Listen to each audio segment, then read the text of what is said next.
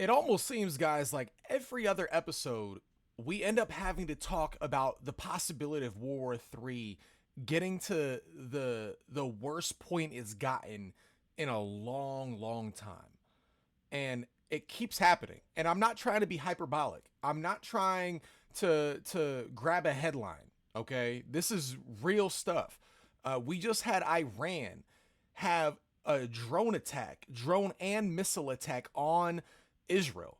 Luckily, Israel was able to combat those drones and missiles along with United States help, obviously.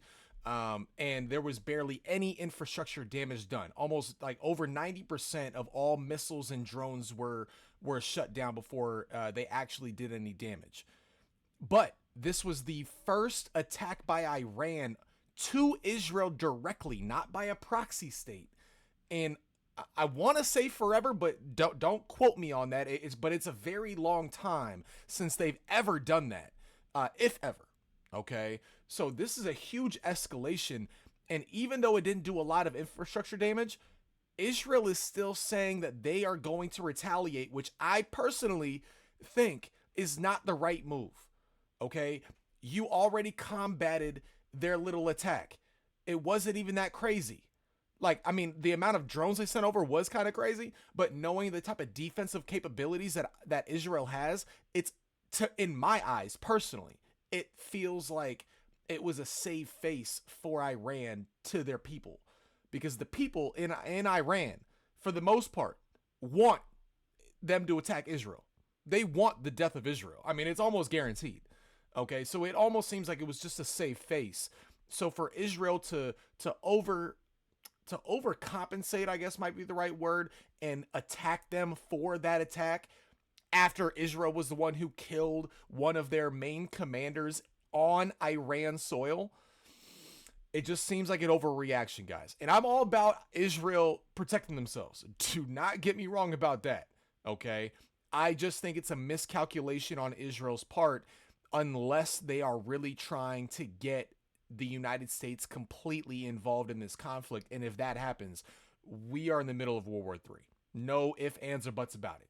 Okay, guys, but we're going to get right into it. We're going to get into the facts here, but welcome to Get Into the Facts. I'm your host, Andrew Curiel. You already know what it is, guys, but we're going to hop right into it. Just make sure you smash that like button, subscribe to that channel if you haven't already, and we're going to hop right in, all right? But we got this first article here from NPR. Now, we're going to scroll all the way up here. Iran's attack on Israel is a major escalation. What comes next for the region? Iran launched a barrage of more than 300 drones and missiles at Israel over the weekend. Here's what we know about the attack. U.S. intelligence agencies and even President Biden had been warning an attack was imminent. There were no major civilian casualties or damage to infrastructure due to the attack, according to Israel Defense Forces. Nearly all of the weapons were intercepted by Israel and its allies, including the U.S. A few of the Iranian ballistic missiles made it through the defenses, severely injuring a 7-year-old girl and slightly damaging a military base in southern Israel, according to Israeli officials. On Sunday, a senior Iranian military official said Iran's operation against Israel had ended and there would be no more attacks coming, according to Iranian state media. Number two, this was in retaliation to Israel's deadly attack earlier this month. Iran said it launched its attack against Israel in response to an airstrike earlier this month that hit Iran's consulate in Syria and killed 7 Iranian military officials, including 2 generals. Oh, okay. So it wasn't on Iranian soil, but it was in Syria. That's definitely a big thing to note. Okay, they did kill a commander for Iran, but it was not on Iranian soil. That is huge, because I thought it was when I first initially saw this. Israel neither confirmed nor denied responsibility for the Syria attack, though the Pentagon said Israel was responsible. Seema Shine is a former senior Israeli intelligence official. She now runs the Iran desk at the Institute for National Security Studies in Tel Aviv. She says this attack is crossing the Rubicon from the point of view of Iran. Iran never before did anything similar to that. I think it's not only that it's unprecedented, it's also taking into account that in spite of everybody telling the Iranians not to do it, they decided to do it and they took it upon themselves, the responsibility for escalation.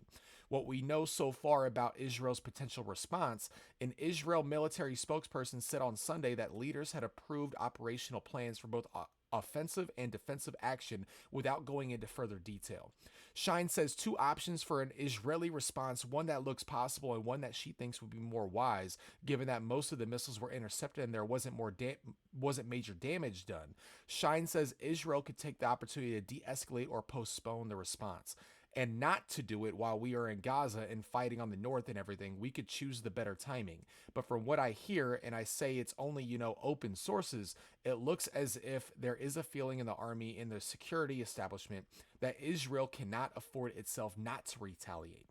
Shine believes the Iranian regime doesn't want a war, and she hopes this doesn't deteriorate into a full-scale war because of how it will impact the region.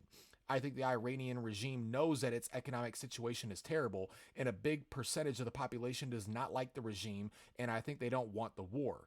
But many times in history, no one wanted the war, and still miscalculation escalated to a war. I mean, and honestly, guys, that is completely true. I don't think the average Iranian wants war. I mean, it's almost like in the United States. Half of the United States does not support Joe Biden. They do not. Even the ones that voted for Joe Biden don't even support him when it comes to his views about protecting Israel. So everything is so divided. And it's the same in Iran. In Iran. It's the exact same thing, guys. And we all need to understand that the people of Iran, the Muslims there, like, they don't all support the terrorism that is happening, the proxy states that Iran uses to attack Israel and to control the Middle East. They don't do that. They really don't. And the vast majority, I would say. I mean, and I'm saying this off personal opinion. I don't have any facts to back this up. Okay, I'm not the one that is an ambassador of the United States in Iran, or whatever the hell it is. Like, I'm not. But based on the sentiment, based on the articles that I've read, based on everything that I've read, and I don't just read Fox News. I'm an independent. I read NPR. I read the Washington Post. I read a whole bunch of things. If you watch this channel, you know exactly the articles that we pull up. You know what I mean? So it's just very crazy of the situation that we're in right now. And if Iran really cared about the people in Gaza, and not just using them as a proxy state, they would be able to talk to the leaders of Hamas and get them to give the hostages back, and to negotiate some sort of a settlement to where we can get some funding and to actually build up Gaza again. And to actually have some more free-flowing economics into Gaza, as well as for the civilians to go in and out as they please. But as of right now, they are escalating this war. And by doing this drone attack, whether it's to save face or not,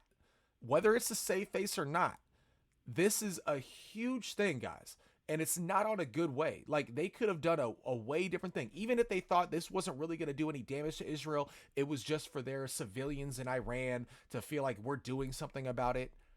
No. I'm sorry, but that means you're trying to hold up a facade in your own country that you don't even agree with. But because Iran is what Iran is, and the regime in Iran is what it is, there's a certain facade you need to hold up for the minority, the powerful minority, I should say, in Iran. Because the working class people in Iran, I'm very hard pressed to believe that they actually want this. I'm sorry, but any working class person in any country, I don't think wants war with any other country, because they know what that means. They know that means it's a degradation of their socioeconomic class, their financial class. It's going to downgrade everybody. The only thing that it doesn't affect are the wealthy in any country. In any country, the wealthy, no matter if we're in good economic times or bad economic times, if we're in war or not, the rich are going to stay rich, because rich is always relative to the economic landscape of the time that you're in. You know what I mean? So if everybody's struggling, yeah, the rich might have less money than they did before everybody was struggling with the economy, but they are still vastly more wealthy than the rest of the country. And that's what people don't understand. You know what I mean? It's life or death. It's paying your bills or not for the middle class to lower class. But when you get up into that higher class bracket, you can serve. You're maintaining your way of life, even if there's a hit on the economy. And people need to understand that. People really need to understand that, because it's not just the United States where that gets hit. Iran feels it too, even though they have less economic fruition within their country. You know what I mean? They feel that even more, I feel like, because there is no such thing as a middle class in a lot of these other countries that are not Western civilizations. There's really no such thing as a middle class. You're either broke or you're rich and you're part of the elite and you probably have political power. It's all centralized. That is why it's so great to be in the United States, guys. That's why it's so great. And we're about to lose it if we're not careful. Because when you centralize power, political power, and you centralize money in the same area, you get corruption that is so hard to get rid of, because they have all the power. Money comes with, you get power through money, through finances. You get power especially through the political sphere. So when you combine both of those in a central hub, greed and all that starts taking over. You know what I mean, guys? So let's hop into it. I'm going to stop ranting, but it's just so crazy how the average American doesn't understand this. You know what I mean? And again, I don't think Iran should have done this attack if they really cared about the people in Gaza. Like, if you really cared about that, you would be negotiating with Hamas on the side, be like, yo, give up these hostages now. Give them up. We will help you rebuild. We'll help negotiate extra funds from NGOs and all this other stuff to help rebuild Gaza. But you need to give back these hostages. Otherwise, Israel is not going to stop. And I don't think they should stop, personally. All right, but let's get into this here. We're going to show this little video clip of the actual attack, so you can see the drones and the missiles flying off and all that stuff. They give a little bit of a synopsis of what's really going on. So let's watch this and see what we got. Taking a look at video showing the moment that Iran launched a retaliatory attack on Israel. Its military launched more than 300 missiles and drones toward Israel, most of which have been intercepted outside of Israel's borders with help from the United States. The strike shutting down Israeli airspace, and we also know the airport there in Tel Aviv as well. President Biden now doubling down on America's support for Israel's security. In the middle of the night, drones streaked across the sky over the Holy Land. Israel's military defenses in overdrive to respond to an unprecedented attack by Iran, which the IDF says launched more than 200 drones from inside Iran, as well as from proxies in Iraq, Syria, and southern Lebanon. A U.S. official tells ABC News the targets were military bases, including one housing F-35 fighter jets. ABC's Britt Clennett describes what she saw. About an hour ago, we were seeing trails of these orange flashes in the sky, and then the thud of Israel's air defense in action. It almost sounded like thunder. There was at least a dozen projectiles in all directions behind me. After the drones launched, Iran's supreme leader said the evil regime will be punished. President Biden cut short his weekend trip to Delaware, returning to the White House Saturday afternoon to huddle with his national security team. Israeli Prime Minister Benjamin Netanyahu has said the defensive systems are deployed, adding, "We are prepared for any scenario, both in defense and attack." Netanyahu once again vowing whoever hurts us, we hurt them. According to a U.S. official, American forces shot down some of the Iranian drones headed towards Israel. The U.S. military has been increasing its presence in the Middle East, adding troops, ships, and aircrafts to protect assets already in the region. At the United Nations, Iran said the U.S., quote, must stay away, claiming its attack on Israel was conducted as a legitimate defense in response to Israel's attack on the Iranian embassy in Syria earlier this month. Even though no citizens of Israel appear to have been killed in the attack, sources are telling ABC News officials believe Israel will be forced to respond, meaning yet another likely escalation in a region already pretty thick with tension. Right now, And guys, to be honest, I don't see why they're saying that. Like, why does Israel have to respond to this? Like, maybe have a strong rebuke in the media that you know is going to get to Iran, but there was really no damage done to Israel on this. And I'm sorry, but Israel knows that the United States has military and has defense mechanisms around Gaza and around Israel right now, along with the Iron Dome that Israel already has. And they have a defense mechanism called Arrow. And you can look that up. It's called Arrow, that also helps with, I think they target more of like the ballistic missiles and stuff like that. So they have a bunch of defensive capabilities around Israel. That type of attack was never going to do serious damage. It just wasn't. It just was, unless there was just some failure on Israel's part and it all got through. Do I still think that was the right way for Iran to go about things? No, I don't think so. I really don't. But I don't know how terrorist regimes really work. I mean, do they really care about the people?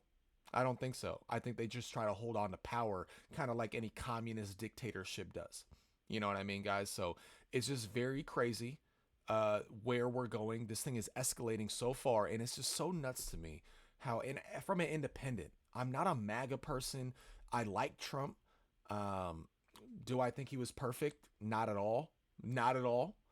But I don't care about your personality. I don't need to have a beer with you, even though I probably wouldn't mind it either. But I'm also not gonna to make an opinion about somebody based on the media. I want to talk to you in person before I make a real judgment on that. I want to really see the actions you take, not the words you say, before I make a determination on that. And that is why I don't mind Trump. His actions as president were completely fine. We had no new wars under President Trump. No new wars, guys. The very first time in my entire life where we had a president that started no new wars was Donald Trump. Whether you like him or not. Come on, guys. Now we're on the verge of World War III on two different fronts. Like, it's just insane. Absolutely insane. And then let's read this article here. We got this from AP News. The latest, Iran president warns of massive response if Israel launches tiniest invasion. So even if they do exactly what Iran did, it started. Okay. Iran's president has warned that the tiniest invasion by Israel would bring a massive and harsh response as the region braces for potential Israeli retaliation after Iran's attack over the weekend. President Ebrahim Raisi spoke Wednesday at an annual army parade that was moved to a barracks north of the capital, Tehran, from its usual venue on a highway in the city's southern outskirts. Iranian authorities gave no explanation for its relocation, and state television didn't broadcast it live as it has in previous years. Iran launched hundreds of missiles and drones at Israel over the weekend in response to an apparent Israeli strike on Iran's embassy compound in Syria on April 1st that killed 12 people, including 2 Iranian generals. Israel, with help from the United States, the United Kingdom, neighboring Jordan, and other nations, successfully intercepted nearly all the missiles and drones.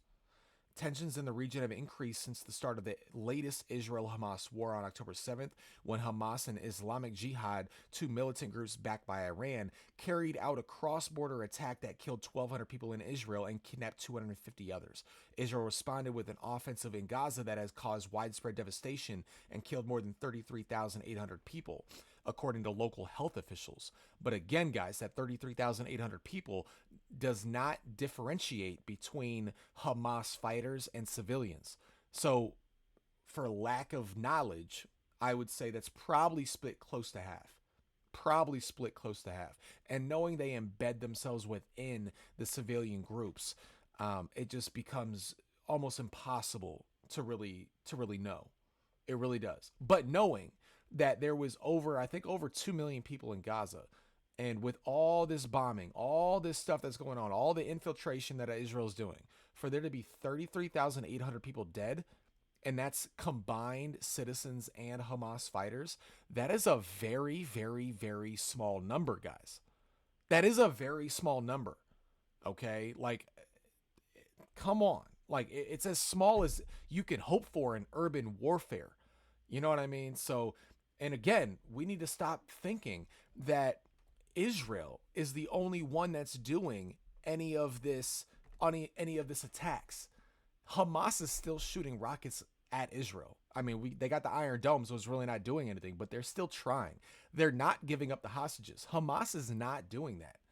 So why is everybody wanting to put all of the responsibility on Israel when they want their hostages back? Now, if Hamas gave back the hostages, then you would have something to say about Israel if they continued to go forward and keep going after Hamas in the way that they're doing it.